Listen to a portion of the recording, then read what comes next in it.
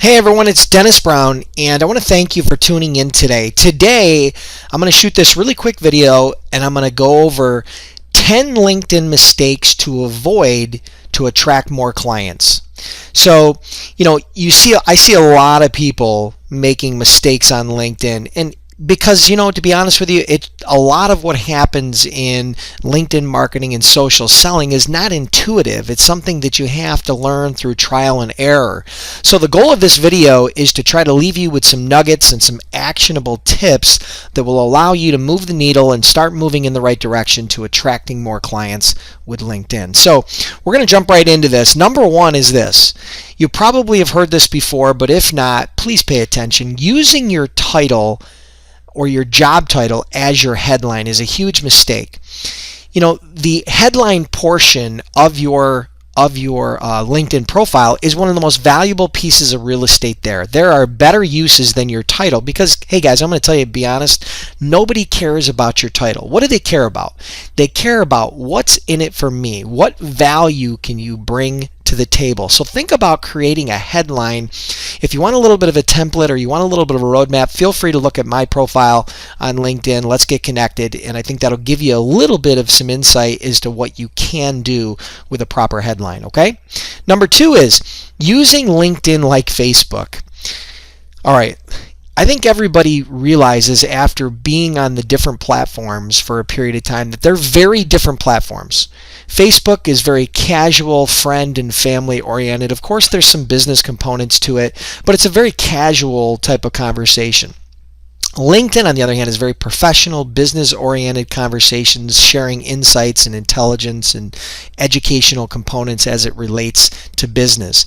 You cannot treat LinkedIn like Facebook. If you do, you're going to alienate and push away your target audience as opposed to attract them. So you have to understand the limitations and the differences in the platforms. Facebook is very friend and family oriented. LinkedIn is more business oriented. It doesn't mean that you have to every time you're on LinkedIn, you have to present like you have a suit and tie on, but the type of content and information that you share has to be different. Perfect example, the Chewbacca lady is a huge phenomenon going on right now on Facebook, and I can tell you right now that she would have not had nearly the reception on LinkedIn, even though it was very funny. Okay, let's move on. Number three, using a bad profile photo. Man, the good, the bad, and the ugly. I've seen it all on LinkedIn. You see everything from photos that are sized improperly to cropped improperly to just completely inappropriate. So, guys, you don't have to go out and get a professional headshot done, although if you're looking to build a personal brand, it's probably not a bad investment in your time and money. You could probably have one of your colleagues at the office shoot a photo of you, just something that's clean. You want to have a photo that represents you as a brand, not just something that you would put up on your Facebook post. Again, I think there's some crossover and some misunderstanding about the difference between Facebook and LinkedIn. A little bit different platforms. You have to adjust some of the content, and your picture is one of the most important pieces of your profile. Number four, not getting recommendations. Getting recommendations on LinkedIn, in my opinion, is one of the most valuable components of your profile. There's an old saying, when you say it, it's bragging. When somebody else says it, it's proof. And LinkedIn recommendations do that for you. It makes your job of building your personal brand and selling yourself and or selling your product and service much, much easier if you get those recommendations. So I would strongly recommend you go out to your existing clients, get 10 or 20, at least 10 or 20 recommendations. Get as many as you can. Every time you have a happy client, every time you meet somebody who's happy with what you've provided them, the value you've provided, ask for a recommendation. They will go a long way to telling your story about how you under promise and over deliver. So get recommendations, very important. Sending generic invites. Wow, this is a huge pet peeve of mine.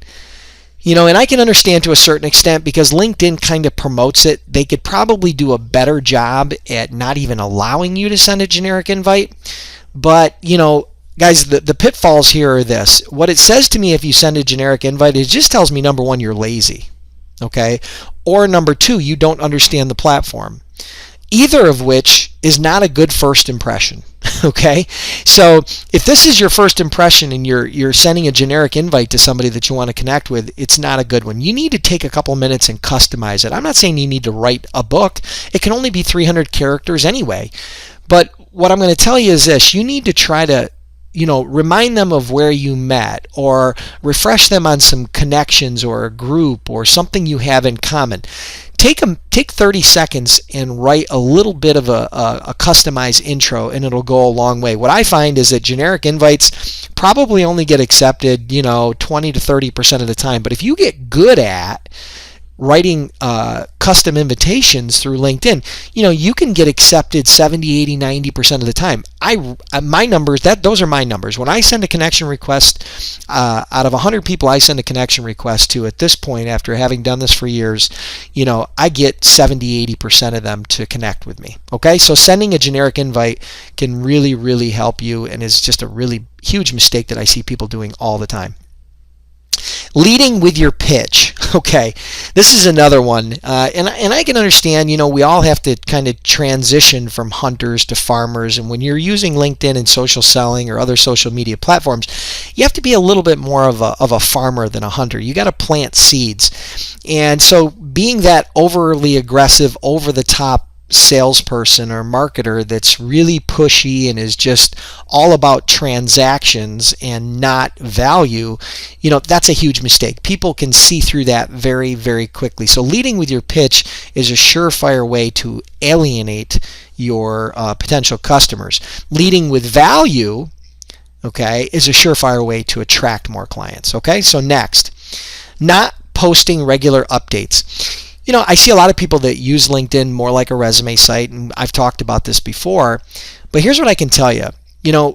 Statistically, if you were to post just one update per day, and that update, was some relevant content to your target market, once a day, sometime between 8 and 9 in the morning, just once a day, statistically, you're going to get your message in front of about 60% of your network. And if your network is comprised of your target audience, of your perfect customer avatar, the regularity of them seeing your name is going to create that familiarity. And when you try to connect with them on a phone call, or you meet them at a trade show, or you're having some engagement with them through some content or a group on LinkedIn, it really makes a huge difference. So I would tell you that you want to regularly post updates. If it's just once a day, it's just once a day, but try to post an update once a day, and the best time to do that is in the morning. Not replying quickly. Okay, so when you connect with people on LinkedIn, a lot of times you're going to get messages back and forth. You're going to be sending messages back and forth with those people until you develop a little bit more of a relationship where it converts over to email or phone. So what I'm going to tell you is that you need to log in. You should log in daily and reply to messages, but if it's not daily, you should be in LinkedIn replying to those messages at least twice a week. Log in at least twice a week and reply to any messages. Because guys, let's face it, what if you had a client or a customer that was looking for some product or service related information? They sent you a message and you took a week or 2 or 3 or 4 weeks to get back to them because you didn't log into LinkedIn and check it. That opportunity is long gone. So timing is important. So replying quickly is an important component to attracting clients. Not incorporating multimedia. This is another one. One of the most brilliant moves that LinkedIn made during the period of time that I've been on LinkedIn, since back in 2007, is they allowed us to incorporate multimedia, images, video, audio, slide shares, all kinds of media you can incorporate into your summary. You can incorporate into your your experience. You can incorporate into those different components of your profile. And it goes back to that old adage, a picture is worth 1,000 words. Use multimedia. It's one of the greatest ways to tell your story. It's one of the greatest ways to build your brand and to position you and to differentiate you from everybody else that's out there just trolling for a deal or trying to pitch everybody on their product or service. Okay? And last but not least, number 10 is not engaging with your target market. Engagement, you hear this term all the time in social media, and what it means is this. It means interacting or having a two-way conversation with your target market. There's a lot of ways to do that on LinkedIn. If you're a Facebook person, you know how that works. It's usually likes, comments, shares, or mentions, right? And it's getting into a two-way conversation or having some sort of a dialogue digitally. LinkedIn is not that much different. We have the same sort of format: likes, comments, shares, mentions. Get involved with your target market. When you connect with somebody, review their recent updates. Take a look at the articles that they've written, the blog posts that they've written, the long form posts that on LinkedIn Pulse, and engage with that content. If somebody engages with your content, make sure you respond back. If somebody puts a comment on one of your updates, thank them for the comment or make some meaningful update. The goal is to create some engagement.